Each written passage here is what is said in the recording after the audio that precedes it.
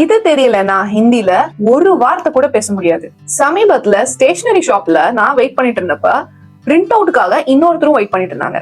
அவங்க போன்ல தமிழ்ல பேசிட்டு இருந்தாங்க.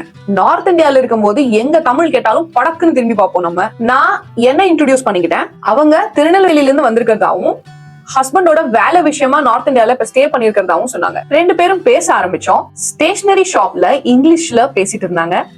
நான் சொன்னேன் 2-3 இயர்ஸ் இங்க இருந்துதானே ஆகணும், ஹிந்தி கத்துக்கோங்க அப்படின்னு. நான் தினமும் ஒரு ஹிந்தி படம் பாக்குறேன், ஆனா ஒன்னும் இம்ப்ரூவ் ஆன மாதிரி தெரியல அப்படின்னு சொன்னாங்க. ஆட நானும் இப்படிதான் டெய்லி ஹிந்தி படம் பார்த்துட்டு இருக்கேன்.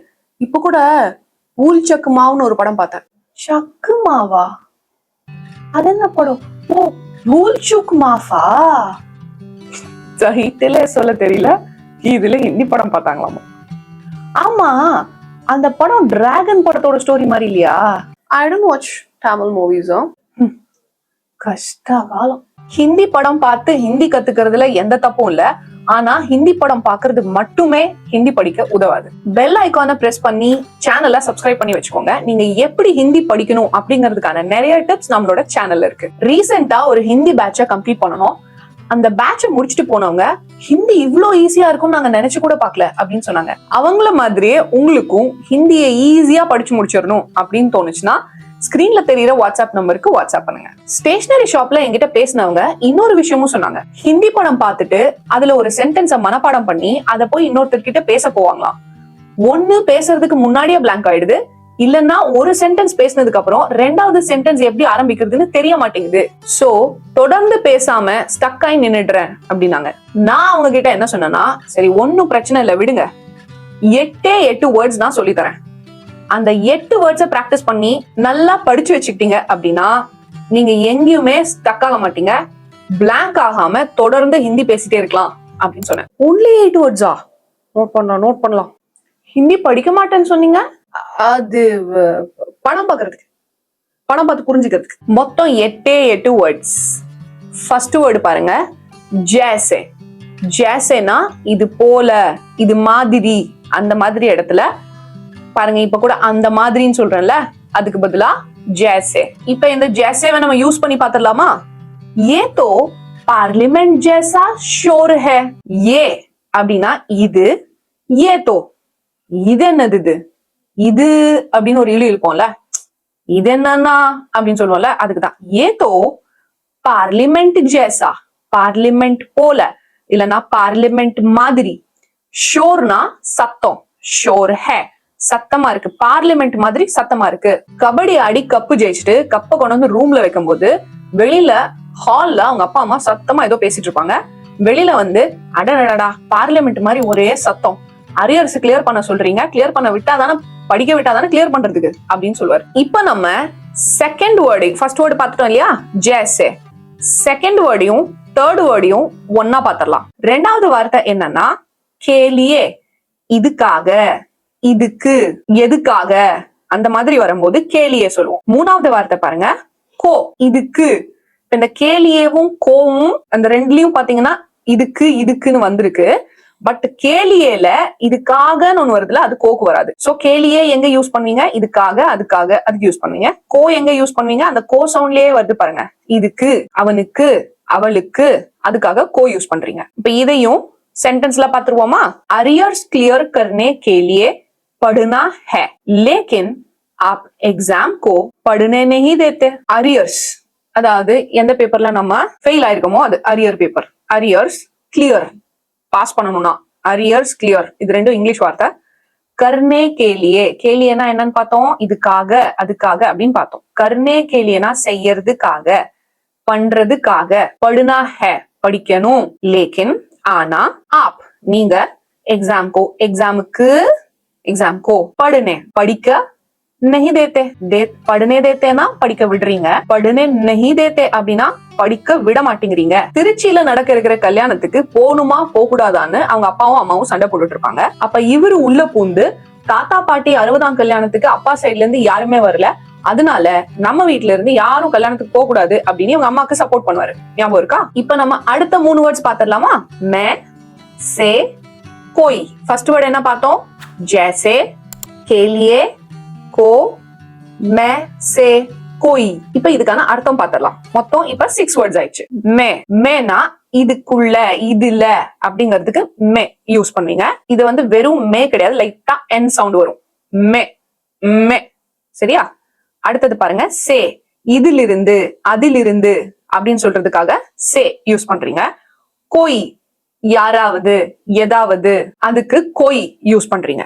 हमारे परिवार में से कोई भी ट्रिची फंक्शन में नहीं जाएगा. हमारे நம்மளோட, பரிவார் ஃபேமிலி, பரிவார்னா ஃபேமிலி, பரிவார் மே ஃபேமிலியில், குடும்பத்தில் அப்படிங்கிறதுக்காக பரிவார் மே அப்படின்னு யூஸ் பண்றீங்க. குடும்பத்தில். மே சே, இப்ப நம்ம படிச்ச 3 வேர்டு ஒன்னா வந்திருக்கு பாருங்க.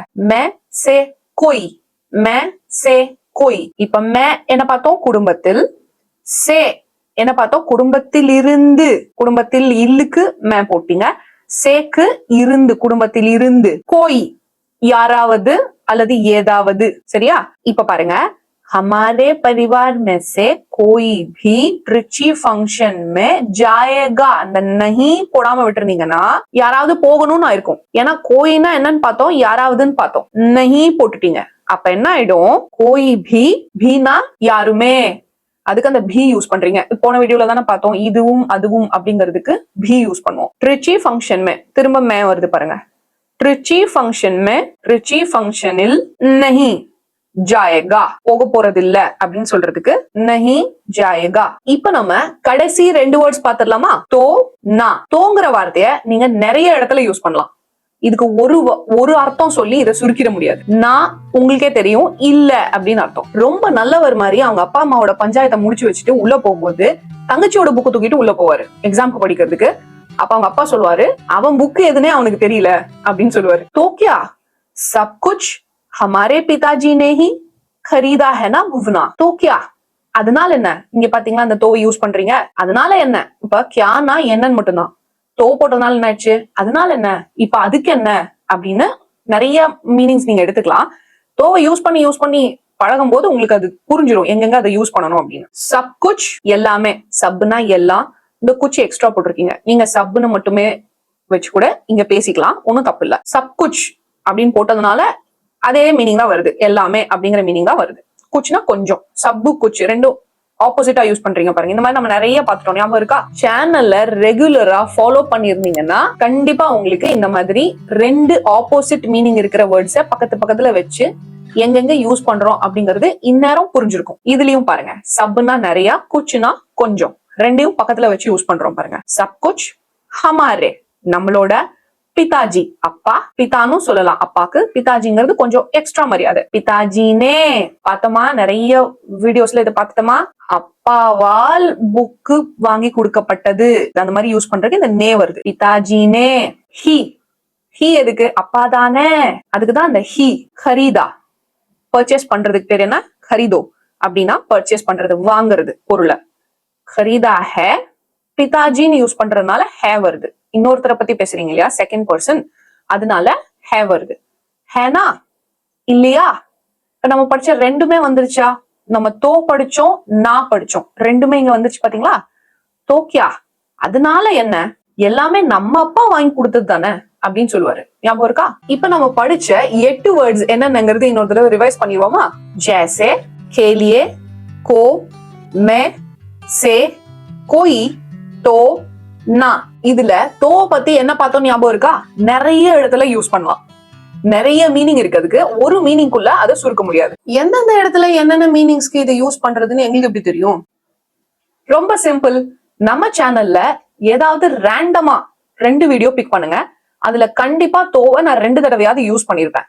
இந்த வீடியோலயும் ஒரு தடவை யூஸ் பண்ணிருக்கோம். சோ உங்களுக்கு ஓரளவுக்கு ஒரு ஐடியா வந்துடும்.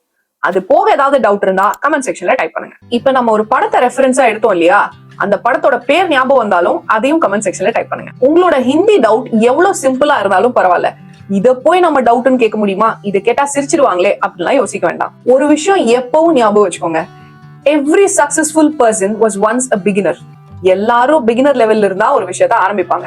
நான் கூட என்னோட ஹிந்தி டீச்சர் கிட்ட சிம்பிளான டவுட்ஸ் கேட்டு தான் ஆரம்பிச்சிருக்கேன். வீடியோக்கு கீழே டிஸ்கிரிப்ஷன்ல குவிஸ் இருக்கும், சால்வ் பண்ணி பாருங்க. தப்பான ஆன்சர் கொடுத்தாலும் பரவாயில்ல, நீங்க சரியா கொடுத்தீங்களா தப்பா ஆன்சர் கொடுத்தீங்களான்னு யாரும் செக் பண்ண போறது இல்ல. ஆனா உங்களுக்கு நீங்க இங்க சால்வ் பண்ற கேள்வி பதில் எப்பவுமே மறக்காது. நம்ம கிட்ட இருந்து பழகிட்டு போன இந்த 8 வேர்ட்ஸை வச்சு நான் ஸ்டேஷனரி ஷாப்ல மீட் பண்ணவங்க ஹிந்தி பேச ஆரம்பிச்சாங்களா இல்லையாங்கிறது நம்ம அடுத்த வீடியோல பார்க்கலாம். இதே மாதிரி இன்னொரு சிம்பிள் ட்ரிக் இருக்கு.